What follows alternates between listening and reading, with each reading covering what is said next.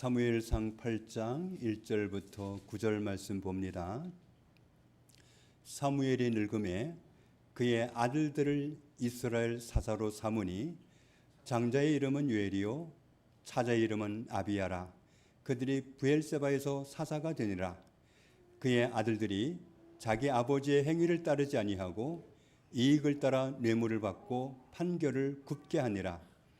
이스라엘 모든 장로가 모여 라마에 있는 사무엘에게 나아가서 그에게 이르되 보소서 당신은 늙고 당신의 아들들은 당신의 행위를 따르지 아니하니 모든 나라와 같이 우리에게 왕을 세워 우리를 다스리게 하소서 한지라. 우리에게 왕을 주어 우리를 다스리게 하라 했을 때 사무엘이 그것을 기뻐하지 아니하여 여호와께 기도하매 여호와께서 사무엘에게 이르시되 백성이 내게 한 말을 다 들으라. 이는 그들이 너를 버림이 아니요 나를 버려 자기들의 왕이 되지 못하게 함이니라. 내가 그들을 애굽에서 인도하여 낸 날부터 오늘까지 그들이 모든 행사로 나를 버리고 다른 신들을 섬긴 같이 내게도 그리하는도다. 그러므로 그들의 말을 듣되 너는 그들에게 엄히 경고하고 그들을 다스릴 왕의 제도를 가르치라. 아멘. 성경 맨 첫 장을 열면 하나님이 창조를 시작하셨는데 하나님이 창조를 시작하기 전에는 어떤 상태였느냐 하면 혼돈하고 공허하고 흑암이 깊은 상태였습니다. 혼돈한 상태는 형태가 없는 상태를 말하고 공허라는 것은 비어있는 상태를 말합니다. 모세 오경이 쓰여질 당시 고대 근동에서 물은 혼돈을 뜻했습니다.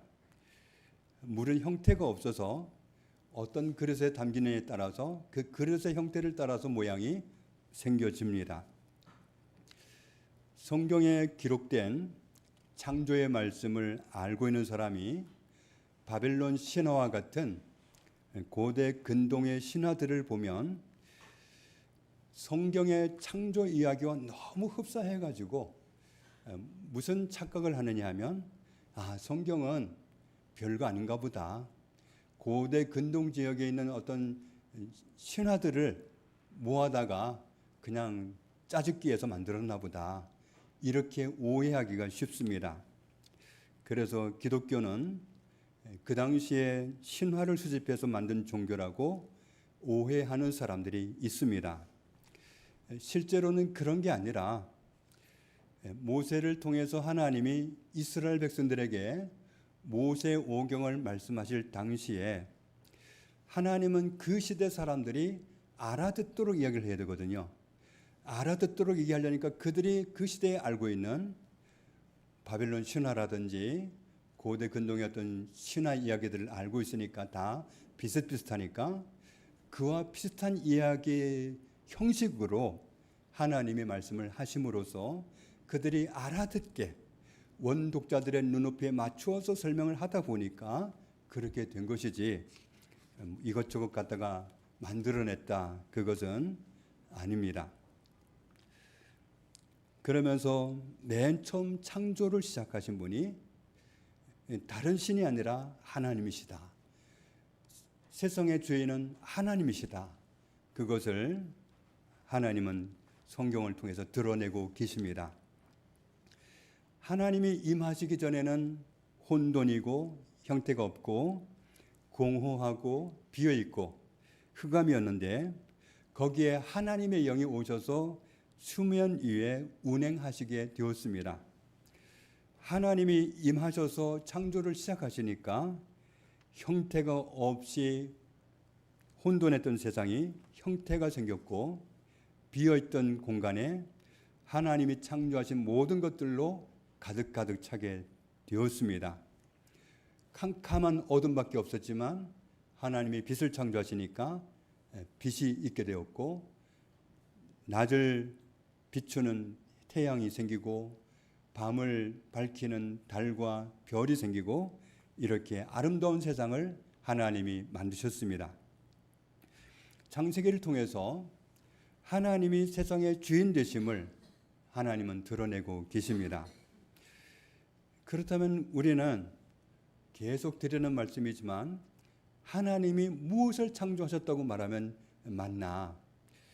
우리가 언뜻 보기에는 하나님이 모든 피조물을 만드시고 사람을 만드셨다 이렇게 말하면 딱 맞을 것 같지만 하나님이 창조하신 의도를 헤아려 보면 하나님이 거하시는 성전을 만드신 거라고 할 수 있습니다. 왜냐하면 하나님은 만물을 창조하시고 사람을 창조하신 후에 그 창조하신 세계를 떠나 계신 것이 아니라 창세기 3장에서 보듯이 하나님이 동산을 거니시면서 사람과 함께 계셨습니다.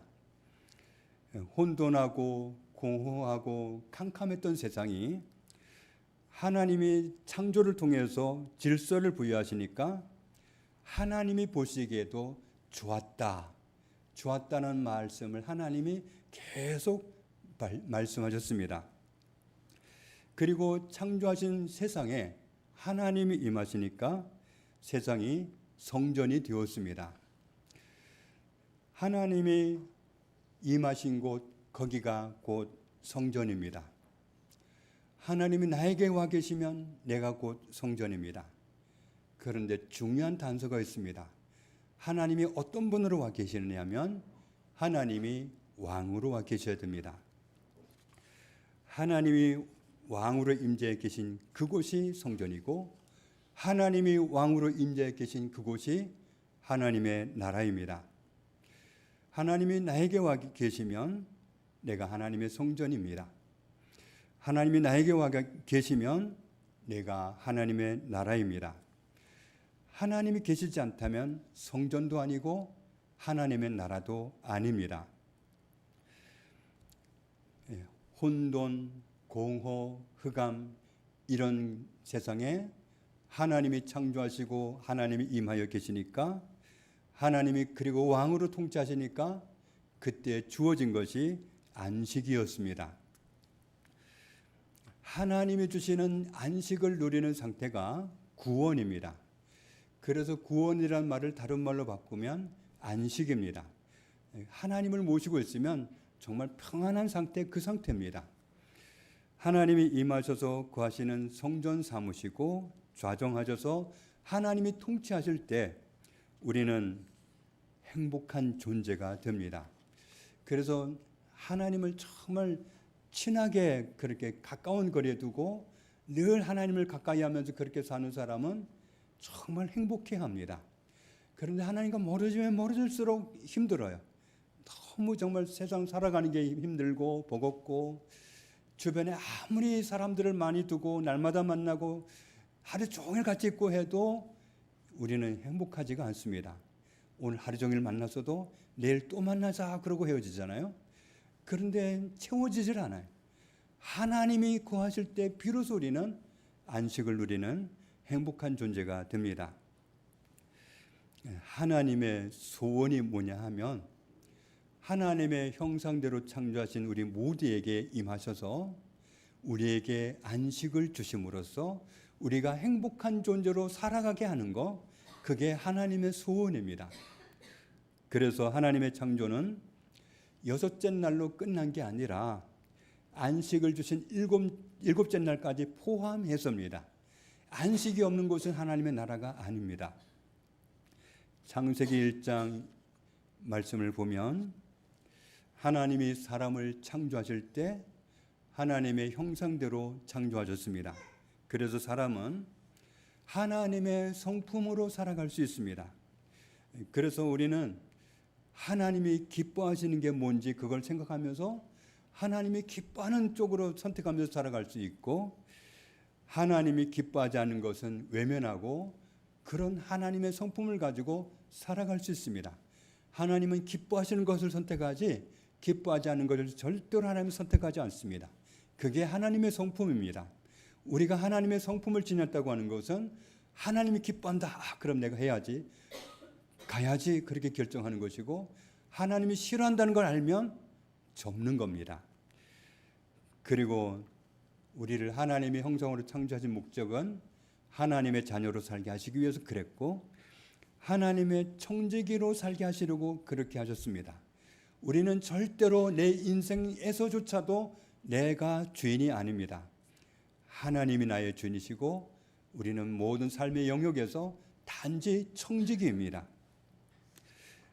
그래서 우리가 끼니 때마다 밥을 먹고 건강 관리를 하고 이런 것도 나를 위해서가 아니라 하나님이 기뻐하는 삶을 살아가기 위해서 그렇게 하는 겁니다. 하나님의 신 성령이 함께 계시면 우리는 성령의 사람으로 살아갈 수 있습니다. 하나님은 우리에게 임하셔서 우리가 안식을 누리고 행복한 존재로 살아가는 것이 소원이지만, 우리가 하나님의 자녀로서 하나님의 성품으로 살고 하나님을 경외하는 삶을 살고 그럴 때 안식을 누리게 되는데, 우리가 그렇게 살지 않고 사탄을 경외하는 삶을 선택하게 되면 안식을 잃어버리게 됩니다. 그런데 사람이 누가 하나님을 버려버리고 사탄을 경외하는 자리에 들어서겠어요? 물론 가끔 정말 크게 속은 사람들은 자기는 사탄을 초청한다고 그런 막말을 하고 그러는데, 정말 진리를 알고는 그렇게 말할 수가 없습니다. 안식은 하나님만 주실 수 있습니다. 그래서 마태복음 11장에 있는 말씀을 보면 이렇게 말씀하고 계시죠? 같이 읽습니다. 수고하고 무거운 짐진 자들아 다 내게로 오라. 내가 너희를 쉬게 하리라. 참 안식은 하나님께로 와야 얻을 수 있지, 하나님 아닌 다른 데서는 어디에서도 얻을 수가 없습니다. 돈 가지고도 얻을 수 없어요. 아무리 부자가 돼도 행복할 수가 없습니다. 요한복음 10장에는 사탄은 우리에게 결코 좋은 것을 줄 수가 없습니다. 오히려 우리가 하나님께로부터 받은 안식도 빼앗아 가고 하나님이 주신 모든 좋은 것을 다 빼앗아 버리고 우리로 하여금 그것을 다 잃게 하는 도둑입니다. 그리고 우리를 죽이기 원하고 우리를 망하게 하기를 사탄은 항상 원합니다. 그런데 말은 좋은 걸 주겠다고, 너의 살 길을 알려주겠다고 사기를 치기 때문에 속는 것이지, 사탄은 절대로 우리에게 좋은 것을 줄 수가 없습니다. 요한복음 8장에 있는 말씀을 보면 사탄은 사람을 망하는 함정에 빠뜨리기 위해서 100% 거짓말로 유인을 합니다. 아담과 하와가 마귀에게 당한 것도 마귀가 거짓말을 하는데 거기에 말려들었기 때문입니다. 하나님은 틀림없이 말씀하시기를 동산 가운데 있는 선악을 알게 하는 열매를 먹지 말아라. 네가 그것을 먹는 날에는 내가 분명히 말하는데 너는 반드시 죽는다. 하나님이 이렇게 말씀하셨는데도 사탄이 반대로 말할 때 사탄을 믿어버렸어요. 그래서 사탄의 말을 믿고 사탄이 시키는 대로 하나님은 먹지 말라고 한 그것을 먹어버렸습니다. 사람이 그런 식으로 하나님의 임재를 거절함으로써 하나님이 주시는 안식을 더 이상 누릴 수 없게 되었습니다. 하나님과의 관계가 깨어지고 나니까 다시 사람은 혼돈 상태에 빠졌습니다. 혼돈 상태에 빠지니까 어떤 일을 저지르느냐 하면, 자기도 하나님의 형상이지만 아벨 동생도 하나님의 형상이잖아요. 그런데 하나님의 형상을 가진 자기 동생을 죽여버려요. 살인은 하나님의 형상을 죽이는 겁니다. 시편 1편을 보면 악인의 삶을 살지 않는 사람, 죄인의 삶을 살지 않는 사람, 오만한 삶을 살지 않는 사람, 이런 사람은 의인인데, 의인은 어떻게 살아가는 사람이 의인이냐? 하나님의 뜻이 담겨있는 율법을 그대로 순종하면서 살아가는 사람입니다. 지혜로운 사람은 하나님을 경외하는 사람입니다. 하나님을 경외하는 사람은 하나님의 뜻대로 살게 되니까 의인이라고 하고 그런 사람을 일컬어서 하나님과 동행하는 사람이라고 말합니다. 이런 사람들의 순종을 통해서 이 땅에 하나님의 나라가 확장되고 세워지고 그렇게 됩니다. 마태복음 6장을 보면 이렇게 말씀하고 있죠. 같이 읽겠습니다. 그런즉 너희는 먼저 그의 나라와 그의 의를 구하라. 그리하면 이 모든 것을 너희에게 더하시리라. 여기에서 그의 그렇게 우리말로 번역을 해놨지만 원어로 보면 데우스, 하나님입니다. 그리고 나라는 영어로 번역하면 킹덤입니다. 하나님의 왕국, 하나님의 나라는 하나님의 왕국입니다. 하나님이 왕으로서 다스리시는 나라가 하나님 나라입니다. 세상 나라는 주권이 국민들로부터 옵니다. 하나님 나라 왕권은, 그 권위는, 주권은 백성들로부터 오는 게 아니라 하나님 스스로로부터 옵니다. 하나님이 왕이신 나라가, 그런 왕국이 하나님 나라입니다. 하나님의 나라는 하나님의 왕국이기 때문에 왕의 뜻이 가장 중요합니다.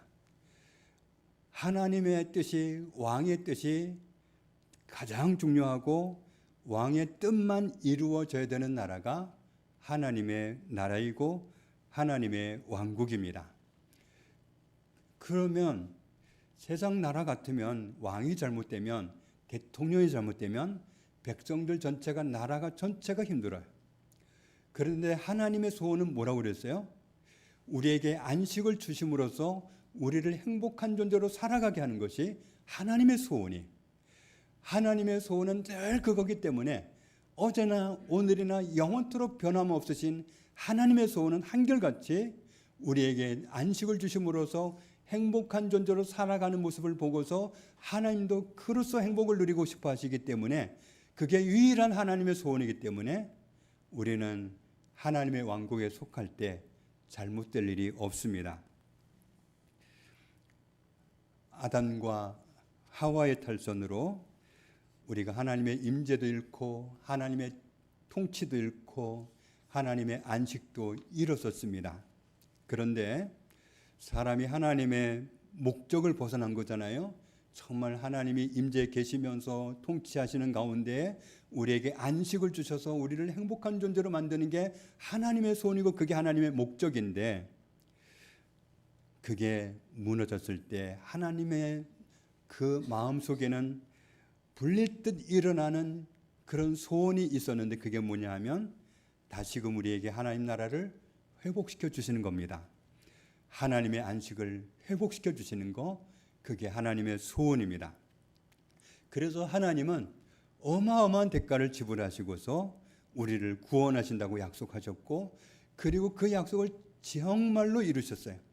사람들 같으면 좋은 약속을 했다가도 불리하면 그냥 없던 일로 해버리고 거짓말을 해버리잖아요. 내가 언제 그랬냐고, 얼마나 얄밉게 그냥 내가 언제 그랬냐고 그렇게 해버리는데, 하나님은 절대로 그런 분이 아닙니다.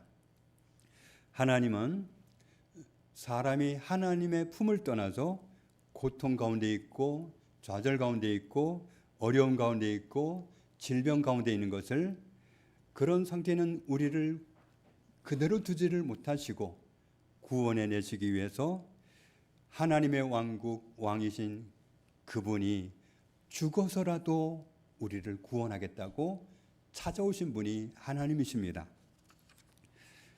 하나님의 그 큰 사랑이, 하나님의 그 큰 긍휼이 우리에게 다시금 하나님의 나라를 주시고 우리를 안식 가운데서 행복하게 살게 하시려고 예수님을 십자가에 못 박는 것을 끝내 허락을 해버리셨습니다. 예수님은 엘리 엘리 라마 사박다니, 하나님 하나님 어찌하여 나를 버리시나이까, 그렇게 외칠 수밖에 없도록 정말 하나님의 마음을 한 번도 불편하게 드린 적이 없는 아들을, 그의 기도를 외면하시고 십자가에 못 박히는 것을 용납하셨습니다. 로마서 3장에는 이 말씀대로 예수님이 몸으로 우리 죄를 위해서 죽으심으로 우리를 구원해 주셨습니다. 그래서 24절 말씀은 이렇게 선포하잖아요. 같이 읽습니다. 그리스도 예수 안에 있는 속량으로 말미암아 하나님의 은혜로 값없이 의롭다 하심을 얻은 자 되었느니라. 예수 그리스도가 죄인들을 대신해 죽으심으로 우리를 구원해 주셨습니다. 그런데 우리는 여기에서 이렇게 결론을 내리기가 참 쉽습니다. 하나님이 나를 구원해 주셨어. 나는 구원받았어. 구원받은 그 은혜를 결론으로 말하기 쉽습니다. 그런데 하나님이 나를 구원해 주신 그것은 결과가 아니라 과정입니다. 하나님이 진짜 주고자 하는 것은 하나님의 나라입니다.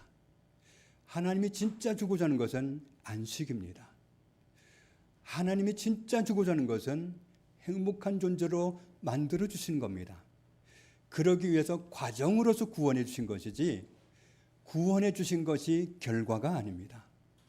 하나님이 우리에게 주시고자 하는 결과는 정말 행복합니다. 하나님이 저를 이렇게 사랑해 주셔서 십자가의 아들을 내어주시는 그 큰 사랑으로 구원해 주셔서 하나님 품 안에서 안식을 누리고 이렇게 행복하게 살게 주시니 감사합니다. 이것이 결과이기를 원하시지 내가 구원받은 것 그것이 결과가 아니에요. 우리가 구원받은 것은 과정이 하나님 나를 구원해 주신 그 상태까지는 과정이 결과가 아니에요. 결과는 안식을 누리고 사는 겁니다.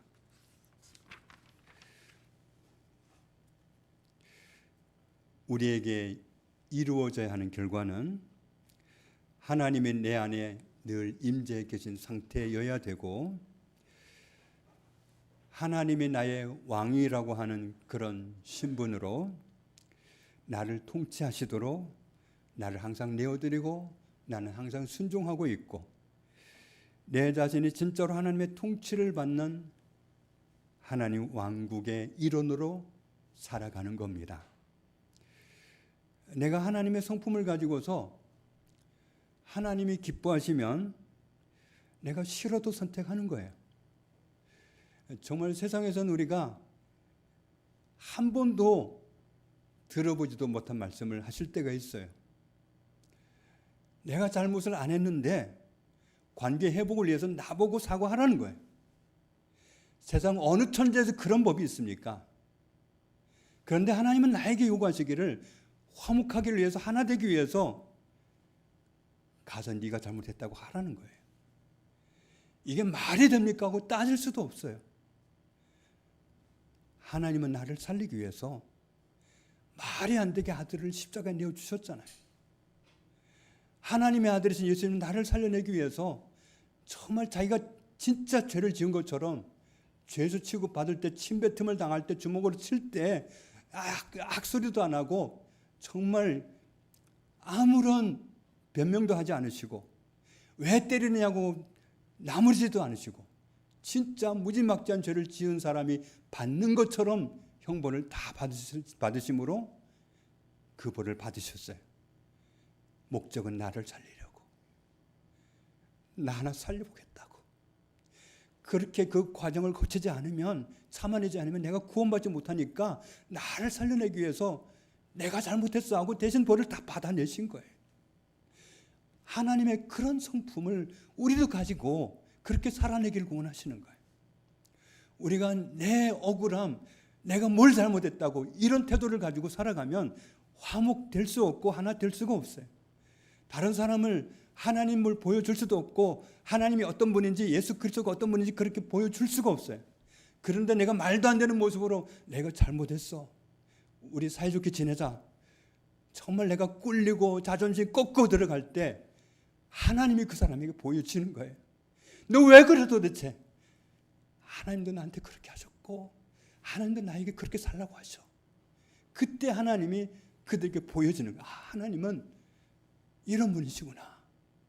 우리가 하나님의 성품을 팽개쳐버리고 내 욱하는 감정 가지고 내 욱하는 그런 자존심 내세우고 살아가면 절대로 하나 될 수 없고 내 자녀도 내 이웃도 살려낼 수가 없습니다. 내 자신이 하나님의 성품으로 사느라고 죽어질 때, 하나님의 성품대로 하나님의 말씀대로 살려고 나를 버려버릴 때, 그때 하나님이 보이고 하나님의 나라는 이런 나라구나. 사람들이 그때 눈치채고 그때 돌아오는 거예요. 그때는 예수 믿으라 말을 안 해도 알아서 와요. 따라와요. 하나님이 싫어하시면 내가 아무리 하고 싶고 내가 아무리 가고 싶고 내가 아무리 좋아하는 거라도 버릴 수 있는, 정말 버리고 싶은데 안 버려지면 정말 버릴 수 있는 은혜를 구하면서 하나님의 뜻을 쫓을 때 하나님의 나라가 내 안에 정말 충만하게 임하게 되는 것이고, 나에게 임한 하나님의 나라를 이웃 사람들이 보고서 알아서 오게 되는 겁니다. 그런 사람들이 하나님을 뵐 때, 예수 그리스도를 뵐 때 그럴 거 아닙니까? 내가 아무개 때문에 하나님 알게 됐습니다. 그 사람도 딴 사람과 똑같이 살았다면 난 하나님을 볼 길이 없었을 텐데 제가 저 사람 때문에 하나님 보았습니다. 하나님이 예수님을 희생하신 대가로 나를 구원해 주셨어도 내가 구원받은 것은 구원받은 그 자체가 결론이 아니고 그것은 과정입니다.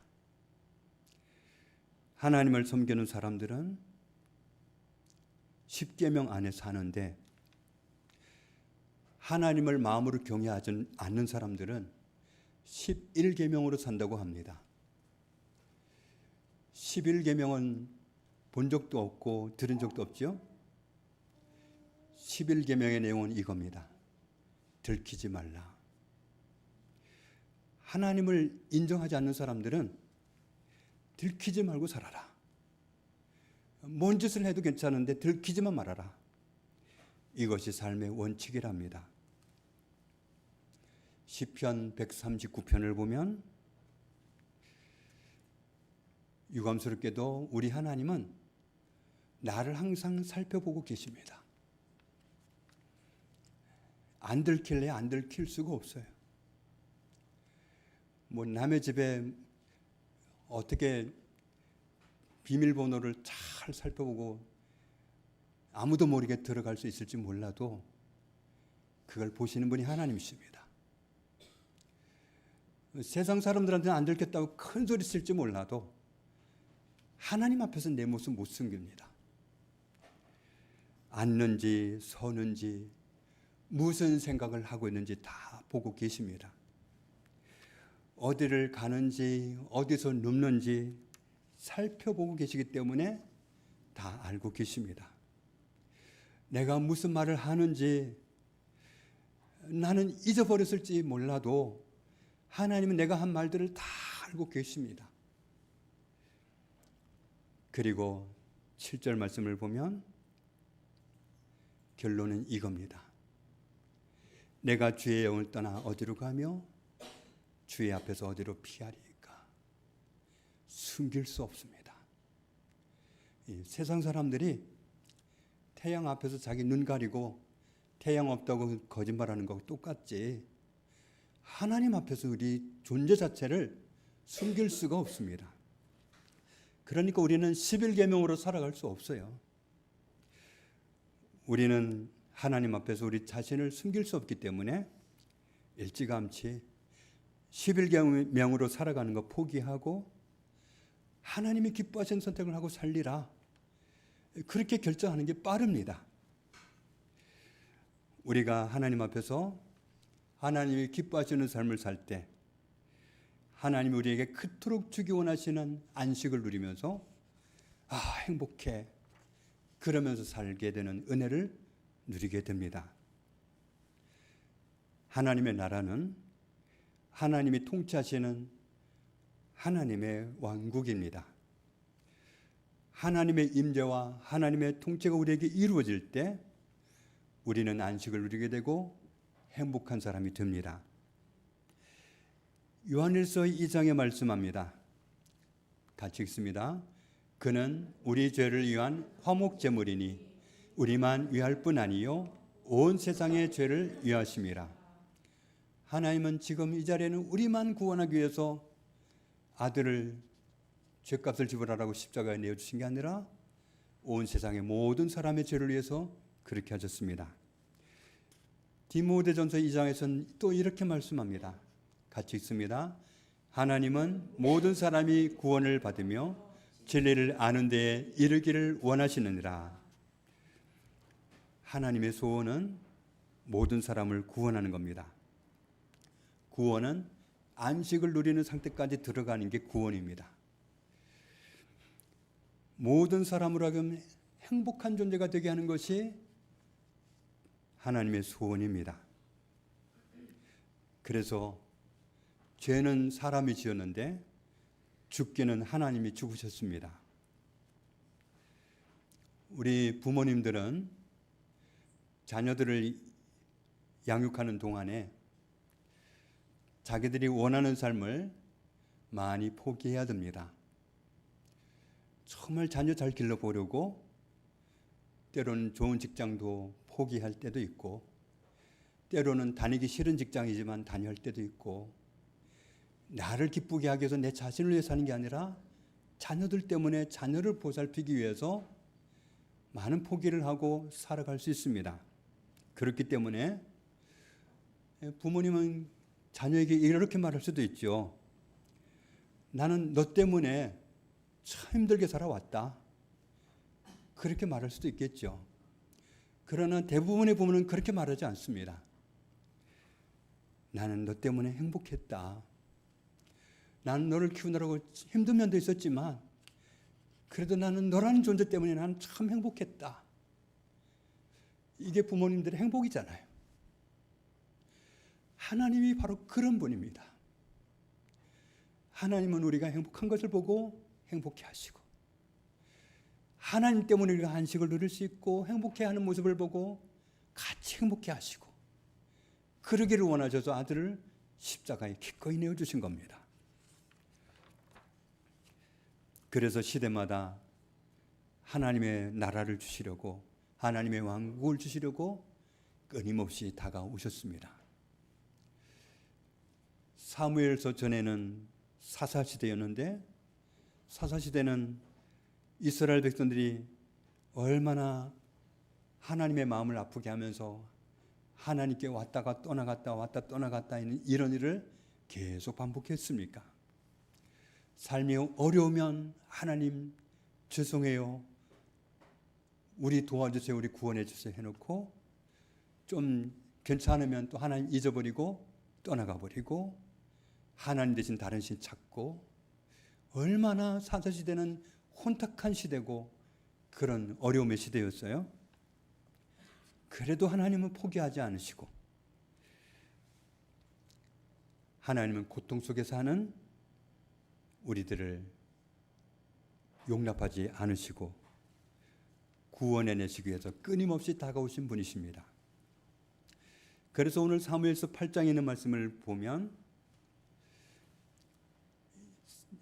이때에도 정말 안타까운 모습을 대면하게 되는데, 안타까운 것은 사무엘이 그 시대에 그렇게 하나님을 신실하게 섬기고 하나님의 임재를 누리고 하나님의 안식을 누리고 그렇게 행복한 존재로 살아가는 모습을 가장 가까이서 보아왔던 사무엘의 두 아들마저도 아버지처럼 살지 않고 하나님을 가까이 하고 섬기지 않고 안식을 누리는, 하나님 주신 안식을 누리는 그 삶을 택하지 않고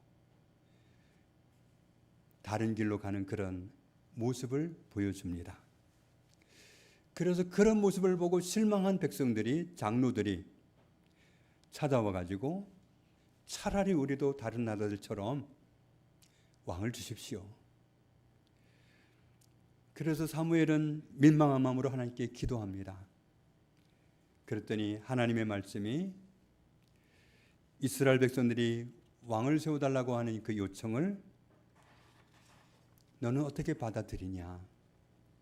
이게 무슨 행동인지 아느냐?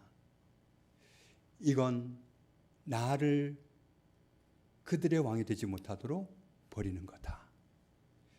하나님이 왕 되지 못하게 하는 거다. 우리에게 다른 왕을 주세요, 다른 왕을 주세요 하는 그 행동은 하나님을 왕이 되지 못하게 하는 행동이다. 우리에게는 누가 왕입니까? 하나님이 나를 다스리게 합니까? 오직 하나님께 순종하고 하나님의 말씀을 따릅니까? 불순종하고 하나님 말씀 무시하고 그렇게 산다면 하나님 왕국에 속한 사람답지 않게 산다면 거기에는 안식이 없습니다. 안식이 없는 곳에서는 나는 행복합니다 고백이 안 나옵니다. 하나님을 나의 왕으로 섬기는 사람, 무슨 말씀을 하셔도 순종하고 손해가 되어도 말씀대로 살고 자존심이 무너져도 말씀대로 살고 우리가 하나님 말씀에 따라 살아가는 사람이 될 때 하나님의 나라가 진정으로 우리에게 이루어지게 됩니다. 우리가 정말 그렇게 살 때 내 생각대로 살지 않고 하나님 말씀에 순종하고 살아갈 때 우리 가족이, 우리의 이웃이 하나님의 나라를 봅니다. 그러면 전도하기가 쉽습니다. 그런데 삶과 믿음이 다를 때, 그럴 때 전도하기 어렵습니다. 나는 내 믿는 대로 살지 않으면서 예수님 믿자. 그 말은 우리 교회 가자는 말로밖에 안 들립니다. 아, 나 그냥 쉬고 싶은데, 나 그냥 놀고 싶은데 왜 귀찮게 교회 가자고 하지? 이렇게밖에 못 받아들여요. 그런데 내 안에 이루어진 하나님의 나라가 들통나게 될 때, 그때는 자기들이 나도 하나님 섬기고 싶어요, 이렇게 말하게 됩니다. 오늘 사무엘상 8장 7절 말씀처럼 하나님이 나의 왕이 되지 못하게 하는 그런 삶의 요소들을 하나님께 내어드리고 회개하고 정말 이제는 하나님이 나를 통치하시는, 내가 하나님의 왕국이 되어서 하나님이 주신 안식을 누리고 나는 행복합니다, 하나님 때문에 행복합니다, 이런 고백을 하면서 살아갈 수 있는 이스라엘 백성들과 다르게 정말 하나님이 나의 왕 되게 하는 그런 선택을 함으로 하나님을 기쁘시게 하면서 살아가는 저와 여러분 되시기를 주님의 이름으로 축복합니다. 하나님 아버지 감사합니다. 하나님을 우리의 왕으로 섬기고 싶습니다. 입술로만 하나님이 나의 왕이시라고, 말로만 하나님이 나의 주인이시라고, 입 바른 소리로 그렇게 말하지 않기 원합니다. 우리의 말과 행실이 일치하기 원합니다. 삶으로 하나님께 순종하는 삶을 온전히 드릴 수 있기 원합니다. 우리 삶이 온전히 하나님께 들어질 때, 하나님의 통치 아래 속할 때 하나님의 안식을 온전히 누리겠고, 그래서 우리는 행복하다고 고백하겠고, 그런 나를 바라보시는 하나님도 너 때문에 내가 행복하다고 말씀하시는 이 같은 삶을 살아갈 수 있기 원합니다. 그러기 위해서 하나님이 나의 왕 되지 못하게 하는 모든 내 삶에 있는 못된 것들을 다 끊어내게 하시고 하나님이 기뻐하시는 그 자리에 설 수 있도록 은혜를 주옵소서.